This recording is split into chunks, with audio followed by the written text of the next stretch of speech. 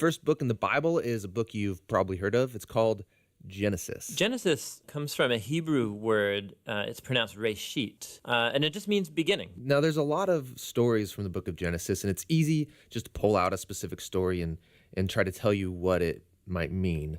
But we think the best way to understand this book is to look at the book as a whole and show you how the whole thing is designed. The book is designed to fall into two main parts.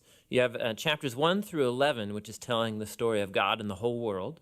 And then you have the second part, which is about God and Abraham's family, as chapters 12 through 50. And how the two of those parts relate, that's where you find the message of the book. Okay, so let's start back at the beginning. The first part of Genesis begins with a creation story where God creates everything. And how exactly that happens, of course, that's where all the debates come. But he takes a dark, watery chaos and he turns it into a beautiful garden where humans can flourish. That sounds nice. It does sound nice. In fact, 7 different times God says of all that he's made that it's good. And this is where we meet the first human characters in the Bible, Adam and Eve. They're both individual characters, but they're also representative. Adam is the Hebrew word for humanity, and Eve is the Hebrew word for life. And God creates them in his image. In other words, humanity reflects, or is meant to reflect, the creativity, the goodness, and character of the Creator out into the world that he's made. And they're supposed to reproduce and make cultures and neighborhoods and art and gardens and everything else. But he gives them a moral choice about how they're going to go about building this world. And this is what the tree of the knowledge of good and evil is all about. And he tells them, don't eat of the fruit of this tree or you will die. What's that all about? So up till now, God has been the one defining and providing what is good. And so God is the one with the knowledge of good and evil. But now this tree represents a choice. Will the humans trust God's definition of good and evil, or are they going to seize the opportunity and define good and evil for themselves? And Adam and Eve eat the fruit. This is the core biblical explanation for that concept of sin, that desire to call the shots myself.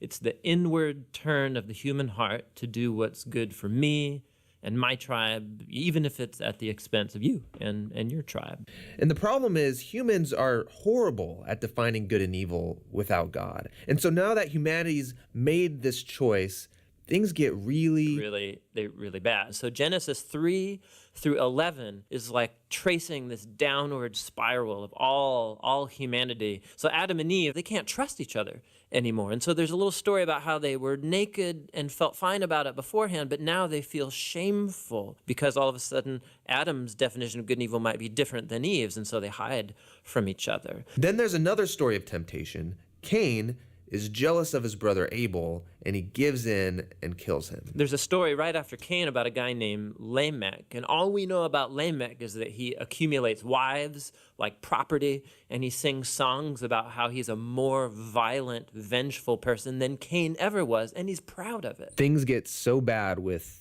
the human race that we see God decide to just wipe us out. Yeah, we typically think of the flood story is about God being angry, but it actually begins with God's sadness and grief about the state of his world. And so out of his passion to preserve the goodness of his world, he washes it clean with the flood. But there's a glimmer of hope. He chooses Noah and his whole family, and he saves them on this boat. Yeah, don't forget about the animals. Right, and the animals.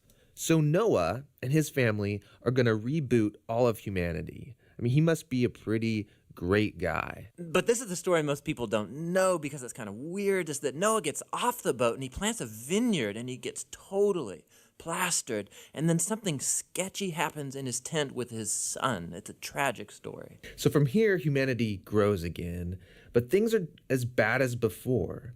And the last story is the famous story of the Tower of Babel. And in this story, you have all of the nations uniting together to use this new technology they have, the brick. And they want to make a name for themselves and build this big city with a huge tower that will reach up to the gods. But God knows that this city will be a nightmare. And so in his mercy, he scatters them. And all of these stories, they're underlining the same basic idea. When humans seize autonomy from God, when they define good and evil for themselves, it results in a world of tragedy and death. And this leaves you wondering, is there any hope for humanity? Yes, yeah, there is. It's the very next story that answers that question. It's the beginning of God's mission to rescue and restore his world.